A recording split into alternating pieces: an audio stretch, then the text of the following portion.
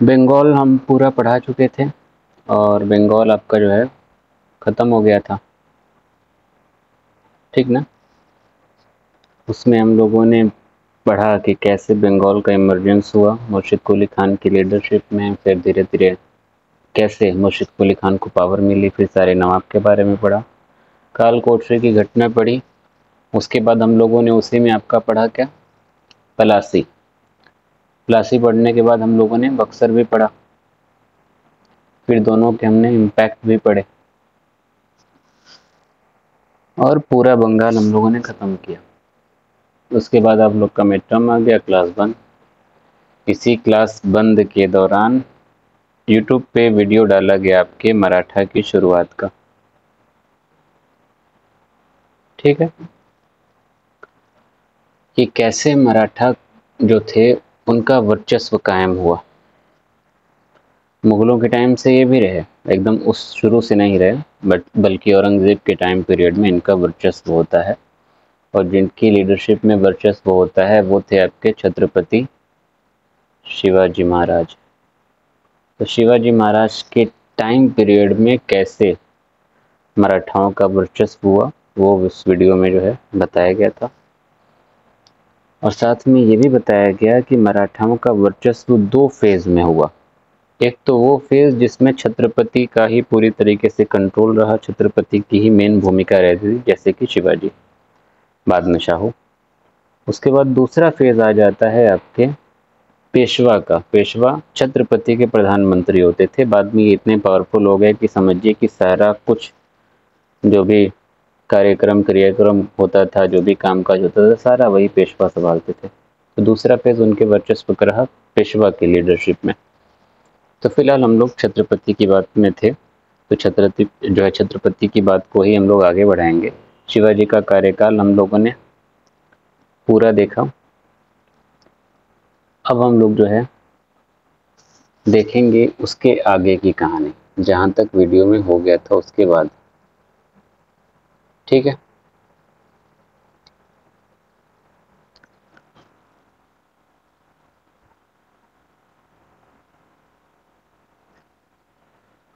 चलिए, शिवाजी की कुछ ज़्यादा ही वैसे पतला है।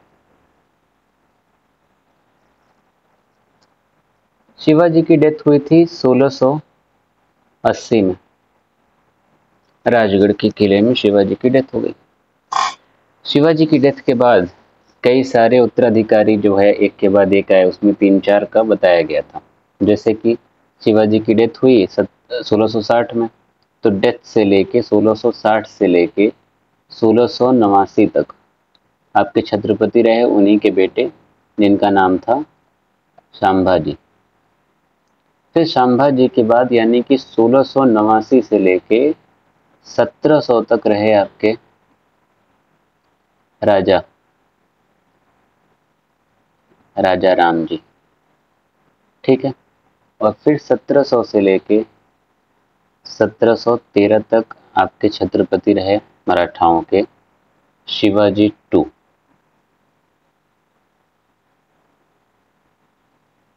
इन लोगों के टाइम पीरियड में कुछ खास चीज़ें नहीं रही, लेकिन इसी में सारी कहानी छुपी हुई है। जी बताइए।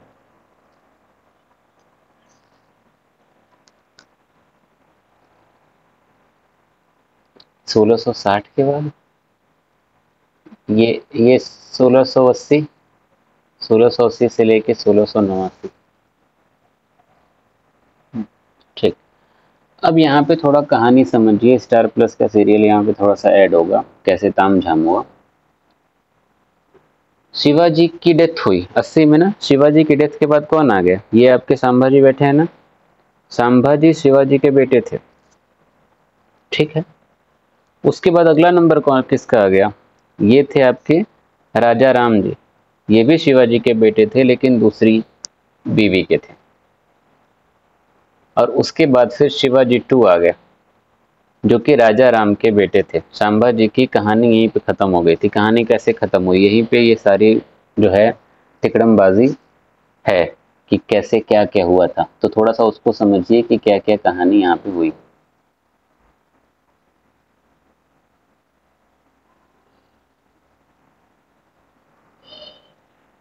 इसको डिलीट ही करना पड़ेगा। देखिए फैमिली ट्री समझिए। शिवाजी, ठीक है, शिवाजी की शादी हुई, एक शादी उन्होंने की जिनका नाम था साई बाई, दूसरी शादी उन्होंने की जिसका नाम था सोयराबाई। अब शिवाजी का जो वंश चला यानी कि डेथ के बाद वो साई बाई के बेटे से चला जिनका नाम था संभाजी, ठीक है। अब संभाजी कहाँ चले गए थे? संभाजी तो फिर मुगलों की कैद में चले गए, तो संभाजी की डेथ हो गई थी। तो संभाजी की डेथ के बाद जाहिर सी बात है अगला उत्तराधिकारी कौन बनेगा? संभाजी का बेटा जिसका नाम था शाहू जी। लेकिन ये उत्तराधिकारी नहीं बनते क्योंकि ये भी मुगल की कैद में थे। मुगलों की कैद में होने की वजह से ये उत्तराधिकारी नहीं बनते, अगले छत्रपति नहीं बनते, बल्कि सोयराबाई से एक बेटा हुआ था जिसका नाम था राजा राम। राजा राम अगले छत्रपति बन जाते हैं। और फिर राजा राम की डेथ के बाद जब 1700 में राजा राम की डेथ हो गई तो इनके बेटे शिवाजी छत्रपति बन जाते हैं, शिवाजी 2, ठीक है। ये कहानी है। जबकि असली वंश कौन सा? संभाजी चूंकि बन चुके थे छत्रपति तो जाहिर सी बात है उनके बेटे ही बनते, लेकिन बेटे मुगलों की कैद में थे तो इसलिए ये वंश किधर चला गया? ये सोयराबाई वाला जो है वंश आगे बढ़ गया, ठीक है। अब दिक्कत क्या हुई? 1707 में आपको याद होगा जब औरंगजेब की डेथ हुई तो औरंगजेब की डेथ के बाद अगले मुगल बादशाह बने बहादुर शाह। बहादुर शाह ने पहला काम क्या कर दिया कि शाहू जी को छोड़ दिया। क्यों छोड़ा? ताकि वो जाएं वहां पे उत्तराधिकार के लिए लड़ाई हो। क्यों उत्तराधिकार हो? बहादुर शाह जो मुगल थे वो जानते थे कि शाहू जी जैसे ही छूटेंगे वो जाएंगे तुरंत शिवाजी 2 के पास कि गद्दी पे मेरा अधिकार है क्योंकि मेरे बाप जो है छत्रपति थे, तो हक तो मेरा है, तो शिवाजी 2 को गद्दी पे नहीं रहना चाहिए। इस तरीके से ये पूरा एक टैक्टिक थी, एक डिप्लोमेसी थी कि दोनों के बीच में लड़ाई होगी। और शिवाजी 2 जो है बच्चे थे, ठीक है, और बच्चे थे तो शासन तो कर नहीं सकते थे। तो शिवाजी 2 की माँ जो है इनके बिहाफ पे, इनके नाम पे शासन कर रही थी जिनका नाम था ताराबाई। तो जैसे ही शाहू को छोड़ा जो है बहादुर शाह जफर ने, वैसे ही शाहू तुरंत पहुंचे ताराबाई के पास कि गद्दी पे मेरा अधिकार है, और इस तरीके से दोनों के बीच में एक वॉर ऑफ सक्सेशन शुरू हो गया, उत्तराधिकार की लड़ाई शुरू हो गई, ठीक है। अब ये उत्तराधिकार की लड़ाई आगे बढ़ती है। दोनों पावरफुल थे, ताराबाई के पास भी आर्मी बहुत मजबूत थी, बिल्कुल जो है अच्छा खासा पावर था, और शाहू जी जो कि अभी जस्ट छूटे थे ये भी ठीक ठाक अपनी चीजें मैनेज कर रहे थे। और दूसरा ये कि पूरा जो मराठा परिवार था वो भी कहीं ना कहीं ये बात समझ रहा था कि शाहू का ही जो है गद्दी पे हक है, क्योंकि उनके बाप जो है छत्रपति थे, तो चूंकि अब वो छूट गए हैं तो उनको ही गद्दी पे बैठना चाहिए। तो एक कश्मकश थी पूरे परिवार में भी, और जो भी मिनिस्टर्स वगैरह थे इनके, उन सब में एक ऐसी जो है एक कह लीजिए कि कंफ्यूजन थी कि किसको हम लोग सपोर्ट करें और किसको हम लोग छोड़ दें। इसी के चलते जो मराठा कमांडर इन चीफ थे जिनका नाम था धन्नाजी जाधव,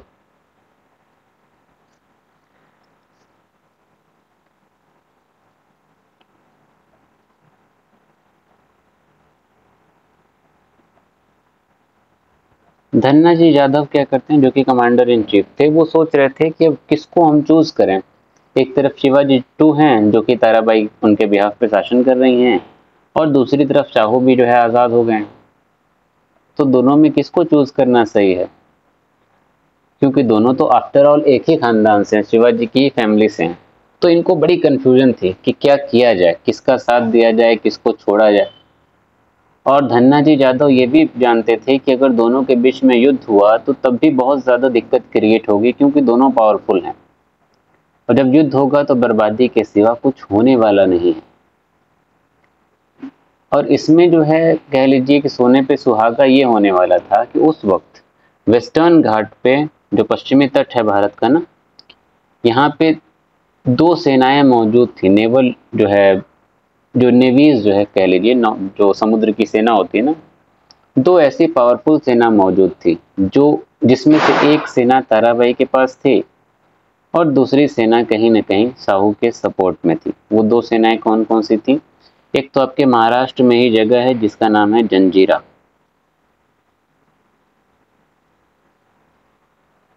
तो नेवी ऑफ जंजीरा, ये सिद्दीज कहलाते थे। सिद्दीज ये मुस्लिम समाज था, एबिसिनिया से आया हुआ था और यहीं पे बसा था, यहीं पे अपना शासन कर रहा था।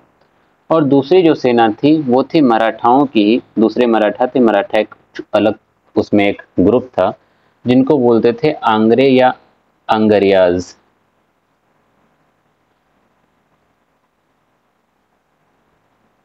तो ये दोनों बहुत पावरफुल थे। और इसी जंजीरा में एक एक जो है कह लीजिए जनरल थे, बड़े ज़हीन थे, जिनका नाम था बालाजी विश्वनाथ।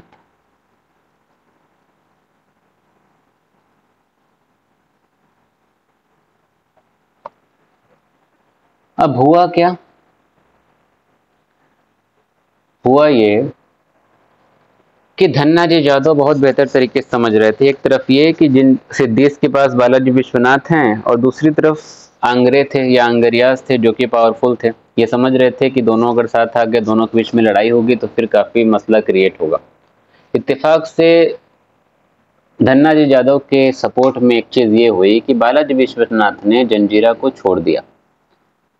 अब इस वक्त ये बिना काम काज के थे, इनके पास कोई नौकरी कोई पद था नहीं, और कोई नौकरी और कोई पद नहीं हुआ तो बालाजी विश्वनाथ ने मराठा सर्विस ज्वाइन कर ली धन्ना जी जादव के साथ मिलके। तो धन्ना जी जादव ऑलरेडी मराठाओं के में जो है एक कमांडर इन चीफ थे। बालाजी विश्वनाथ की भी यहाँ एंट्री हो जाती है। और धन्ना जी जादव ये बात समझते थे कि हाँ, बालाजी विश्वनाथ को अच्छी खासी समझ है, वो ज्ञानी हैं, उनको पूरा एक फैमिली ट्री के बारे में पता है, वंश के बारे में पता है। तो धन्ना जी जादव ने बालाजी विश्वनाथ से बोला कि देखिए, आप पता करिए कि गद्दी का असली वारिस कौन है। हम तो बहुत जो है कश्मकश में हैं, हमको समझ में नहीं आ रहा है कि शिवाजी 2 को सपोर्ट करें, यानी कि ताराजी को सपोर्ट करें, कि शाहू को सपोर्ट करें। तो इसलिए आप हमारी हेल्प करिए और बताइए कि असली गद्दी का वारिस कौन है। तो बालाजी विश्वनाथ ने पूरा हिंदू शास्त्रों के अनुसार पूरा फैमिली ट्री निकाला और हाँ बता दिया कि ठीक है, संभाजी जी छत्रपति थे तो जाहिर सी बात है उनके अगले बेटे ही छत्रपति छत्रपति जो है बनने के हकदार हैं। तो इसके बाद धन्ना जी जादव भी जो है एकदम क्लियर हो गए। उन्होंने कहा कि ठीक है, ताराबाई को हम सपोर्ट नहीं करेंगे और शाहू को सपोर्ट करके हम लोग छत्रपति बनाएंगे। और इसके बाद जो युद्ध हुआ, जिसको बोला जाता है बैटल ऑफ खेड़ या खेड़ का युद्ध,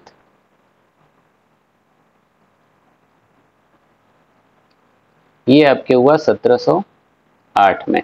इस युद्ध में धन्ना जी जादव ने ताराबाई को धोखा दिया, क्योंकि उनका मानना था कि असली उत्तराधिकारी शाहू हैं। तो उन्होंने युद्ध में ही ताराबाई को धोखा दे दिया और इस तरीके से ताराबाई की हार हो जाती है। जाहिर सी बात है, अगर कमांडर इन चीफ जो सेना का प्रमुख है वही धोखा दे देगा तो सेना की फिर कोई औकात रह नहीं जाएगी। यही हुआ, ताराबाई की सेना जो है बहुत बुरी तरीके से हार जाती है और शाहू जो है सातारा पे अपना अधिकार कर लेते हैं। सातारा पे अधिकार करने का मतलब वो राजधानी, एक तरीके से पूरे मराठा साम्राज्य का शासक भी वही होगा जिसने सातारा पे अपना अधिकार कायम किया। तो इस तरीके से शाहू मराठा साम्राज्य के अगले छत्रपति बन जाते हैं। लेकिन कहानी यहीं पे खत्म नहीं होती है।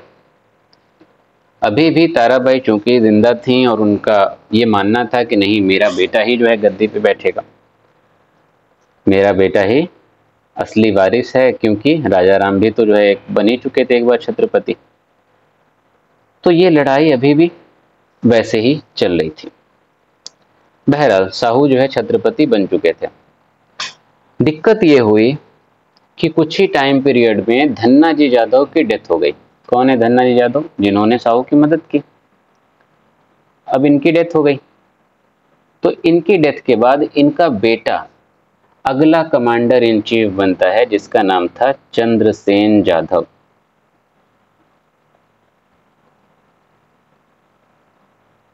अब चंद्रसेन जाधव की दिक्कत ये थी ना कि ये अपने बाप की तरह फर्माबरदार नहीं था छत्रपति का, बल्कि इसका झुकाव था ताराबाई की तरफ। छत्रपति का सपोर्ट नहीं कर रहा था, बल्कि ये पीठ पीछे ताराबाई का सपोर्ट कर रहा था कि ताराबाई का सपोर्ट करके किसी तरीके से शिवाजी 2 को गद्दी पे बैठा दिया जाए। शाहू भी इस बात को अच्छे से समझ रहे थे कि ये अपने बाप की तरह नहीं है, बल्कि मेरे ही पीठ पीछे ताराबाई से मिलकर षड्यंत्र रच रहा है।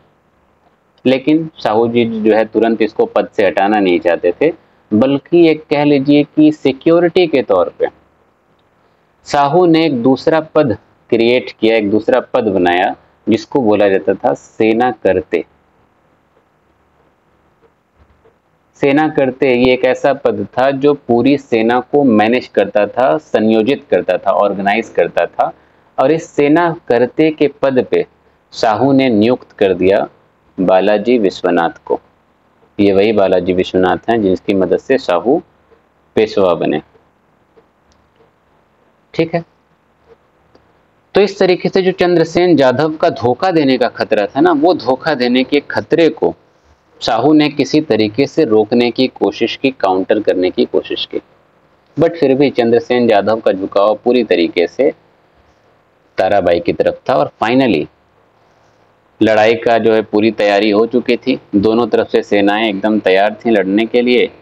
और दोनों सेनाएं मिलती हैं सातारा में, और साल था आपका 1712, और सातारा में युद्ध होता है। और इस युद्ध में खास बात यह है कि चंद्रसेन यादव जो कि कमांडर इन चीफ थे, इन्होंने शाहू को धोखा दिया और किसकी साइड ली?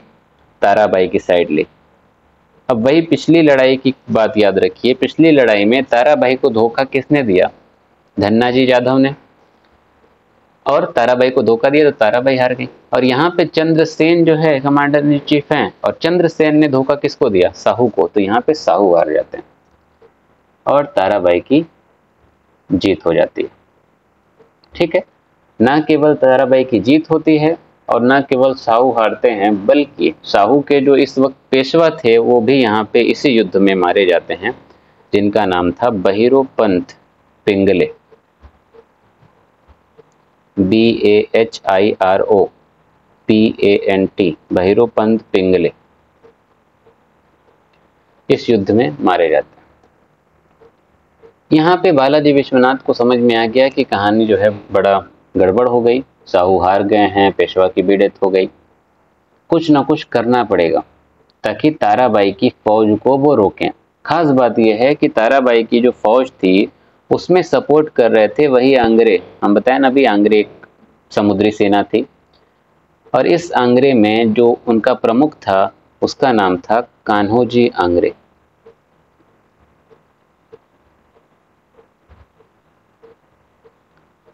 बालाजी विश्वनाथ तुरंत कान्होजी आंग्रे के पास गए। उनको पता था कि अगर ये आंग्रे जो लोग हैं, अगर ये थोड़ा सा पीछे हट जाएं, झुक जाएं, तो ये युद्ध किसी तरीके से खत्म हो सकता है और जो भी मसला है सॉल्व हो सकता है किसी न किसी तरीके से, हार के बावजूद भी। तो बालाजी विश्वनाथ तुरंत गए, कान्होजी आंग्रिया से जो है उन्होंने मीटिंग की और उन्होंने कहा कि देखो युद्ध वगैरह आप बंद करिए, ठीक है शाहू हार गए, लेकिन आगे युद्ध अब नहीं होना चाहिए। अगर आप लोग आगे युद्ध बढ़ाएंगे तो हम लोग उस दूसरी सेना के पास जाएंगे। दूसरी सेना कौन थी? पश्चिमी तट पे सिद्धीज, जंजीरा वाले। ठीक है, तो बालाजी विश्वनाथ ने कहा कि अगर आप लोग रुकेंगे नहीं तो हम लोग जंजीरा के पास जाएंगे और जंजीरा से हम लोग मदद लेंगे, सिद्धीज से मदद लेंगे, और जब सिद्धीज हमारे साइड आ जाएंगे ना तो आप लोग फिर बचेंगे नहीं कहीं से। तो फिर भी वो लोग मान नहीं रहे थे, लेकिन फाइनली धमकी वमकी देके किसी तरीके से बालाजी विश्वनाथ ने कान्होजी आंग्रिया को मना लिया। मनाने के बाद किसी तरीके से इस युद्ध पे विराम लगा, लेकिन विराम लगा कि भी कोई फायदा नहीं था, क्योंकि अंततः इस युद्ध में हार किसकी हुई? शाहू की हुई। तो उस हार का भुगतान करना था, और इस हार का भुगतान इस तरीके से हुआ कि यहाँ पे मराठा साम्राज्य का जो शासन था वो दो भाग में बट गया। ठीक है, और दो भाग में कैसे बटा? दो भाग में इस तरीके से बटा कि ताराबाई जो है अपने बेटे शिवाजी 2 को लेके शासन करने चली गई। कहां से? वो चली गई आपके कोल्हापुर, महाराष्ट्र में ही एक जगह है कोल्हापुर। तो कोल्हापुर पहुंची हैं और शिवाजी 2 जो है यहाँ से कोल्हापुर के छत्रपति बन गए। और शाहू कहाँ से शासन कर रहे थे? सातारा से। तो सातारा से शाहू का वंश चलने लगा और कोल्हापुर से यहाँ पे शिवाजी 2 का। इस तरीके से मराठा साम्राज्य दो हिस्सों में बढ़ गया। अब इसको अगर एक समरी के तौर पे अगर आप देखना चाहें तो एक समरी देखिए, आप आसानी से क्लियर होगा। देखिए दोबारा वही फैमिली ट्री रिपीट करिए। शिवाजी थे, शिवाजी के जो है शिवाजी की दो पत्नियां थी ना, एक हो गई आपकी साईबाई और एक आपकी हो गई सोयराबाई। अब शिवाजी जो है ना ये पहले हैं, ठीक है, यहाँ पे सब लिखते रहे, ये पहले छत्रपति हो गए। फिर दूसरे छत्रपति आपके हो गए संभाजी, जो कि साईबाई के बेटे हुए, ये 2 नंबर, ठीक है। उसके बाद संभाजी के बेटे थे आपके शाहू, शाहू जी, लेकिन ये छत्रपति नहीं बनते, बल्कि सोयराबाई के जो बेटे थे राजा राम, ये छत्रपति बन जाते हैं, जो कि तीसरे नंबर के छत्रपति हुए। उसके बाद राजा राम के बेटे शिवाजी 2 छत्रपति बन जाते हैं, जो कि आपके 4 नंबर के छत्रपति हो गए। अब उसके बाद क्या हुआ, शाहू आजाद हो गए, और शाहू जैसे ही आजाद हुए दोनों के बीच में उत्तराधिकार की लड़ाई हुई, और उत्तराधिकार की लड़ाई के बाद शाहू आपके 5वें नंबर के छत्रपति बन गए। और उत्तराधिकार की लड़ाई के बाद फाइनली जो सतारा का युद्ध हुआ, यहाँ से मराठा साम्राज्य 2 हिस्सों में बढ़ गया, और शाहू जो है कोल्हापुर के पहले छत्रपति बन गए, क्योंकि ये चले गए कोल्हापुर कि हम कोल्हापुर से शासन करेंगे, तो कोल्हापुर के ये पहले छत्रपति बने। और शाहू कहाँ से शासन करने लगे, वहीं सातारा से करने लगे, तो यहाँ पे सातारा का एक अलग वंश चलने लगा, और उस हिसाब से अगर देखा जाए तो शाहू फिर यहाँ के पहले छत्रपति हुए। तो इस तरीके से जो मराठा साम्राज्य था ना वो 2 हिस्से में बढ़ गया, और दोनों अलग अलग राज्य से, अलग अलग एरिया से अपना अपना शासन करने लगे इंडिपेंडेंटली, ठीक है। और ये फैमिली ट्री आज भी चल रहा है। एक जो है इत्तेफाक की बात यह है कि जो सातारा के ये है ना, आज के टाइम पे अगर वंश देखा जाए सातारा वाला, तो प्रेजेंट टाइम में इसके जो महाराजा हैं वो हैं उदयन राजे, ठीक है। और कोल्हापुर के जो ये हैं महाराजा इस टाइम पे प्रेजेंट टाइम में जो जिंदा हैं वो हैं शाहू 5th हैं। शाहू 5th इस टाइम बीजेपी के एक नेता हैं, और जो सातारा के राजा इस टाइम पे हैं उदयन राजे, वो इस टाइम पे कांग्रेस पार्टी के नेता हैं। तो ये आखिरी महाराजा माने जाते हैं, नाम मात्र हैं, क्योंकि सरकार ने इन लोगों की सारी सुविधाएं ले ली, सिर्फ टाइटल अब इन लोगों के पास है। तो इनके पास तो टाइटल है, अब इनके बेटों के पास भी ये टाइटल मतलब नहीं जाएगा, खत्म हो जाएगी कहानी, बट फिर भी अभी तक ये वंश जो है चला आ रहा है। तो बहरहाल ये थी पूरे छत्रपति की आपकी कहानी। आगे कहानी आ जाएगी आपके पेशवा की। यहाँ तक कहानी अगर समझ में आई है तो बताइए, कोई